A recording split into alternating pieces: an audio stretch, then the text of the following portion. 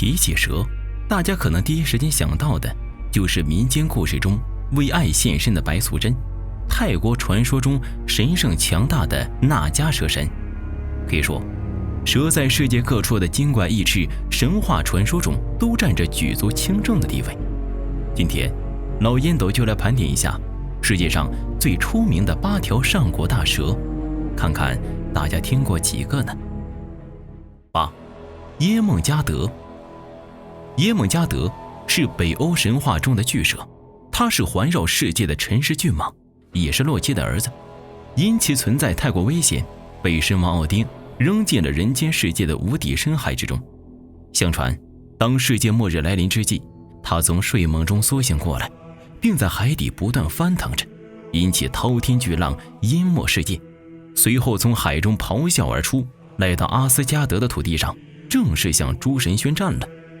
相传，在诸神黄昏之时，他与宿敌雷神托尔缠斗，不敌之下被雷神锤砸死。不过在死之前，耶梦加德也喷出了大量的毒液，雷神不幸沾到了，两者双双灭亡。7. 乌洛波洛斯。乌洛波洛斯是西方神话中不死之蛇，也被称为衔尾蛇，名字起源于希腊文，含义为自我吞噬者。它总是用头咬着尾巴成一个8字形，象征着永生和宇宙，又代表着循环的含义，也就是人们所说的无限。根据传说，乌洛波洛斯的头长得像牛，身体长得像龙，但没有龙一般的猎踪与鳞甲，拥有着永远无法填平的食欲。它会将自己所到地方所有可以吃的物质全部吞噬，它们甚至会吞噬质地较软的石灰岩。每隔500年呼吸一次，呼吸的气息就变化成人间的飓风了。柏拉图称乌洛波洛斯是宇宙生物的始祖，拥有不死之身，是最完美的生物结构。正因为如此，它也成为西方炼金术中万物的原型和魔术之王。6. 海德拉。海德拉是古希腊神话中的怪兽，也是万妖之父巨龙提丰和蛇怪艾克特纳所生之子，故而身形巨大，实力强悍呢。它是一只十分邪恶的巨蛇，不仅剧毒无比，而且喜食人类、牲畜等，危害一方。最可怕的是，海德拉有100颗头，当其中1颗头被斩断时，立刻又会生出2颗头来。英雄赫拉克勒斯运用他的智慧，成功地击败了巨大水蛇海德拉。海德拉死后，则与地狱犬一起在阴间为冥王看守门户。5. 阿波菲斯。阿波菲斯是埃及神话记载的上古大蛇，它不生活在海底，也不生活在沼泽，而是生活在很深很深的地底。在埃及神话中，这条巨蛇被写成所有黑暗力量的源头，拥有巨大的身躯和黑暗魔法。不仅如此，阿波菲斯还是埃及神话中最高神太阳神拉的最大敌人。因此，每当太阳神拉进入冥界时，阿波菲斯就开始攻击太阳神，而这个时候，大地母神伊西斯就会出手帮忙，困住阿波菲斯。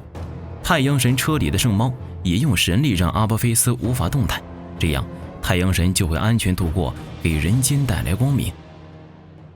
4. 八岐大蛇。上古时期，日本民族还没有形成，日本也有很多神话神兽，八岐大蛇便是仅次于九尾狐的存在。根据古事记和日本书记的记载，它拥有8头8尾，能把8个山谷和8个山冈填满，眼睛像红灯笼果，身上长着青苔、桂树和杉木。它的肚子总是血淋淋，像是糜烂了似的。八岐大蛇从高士来到出云，村里的人惧怕它，于是每年都要献出一个女孩，作为八岐大蛇的祭品供它食用。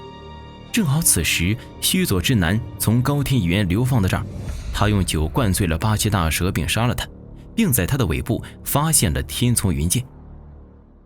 3. 相柳。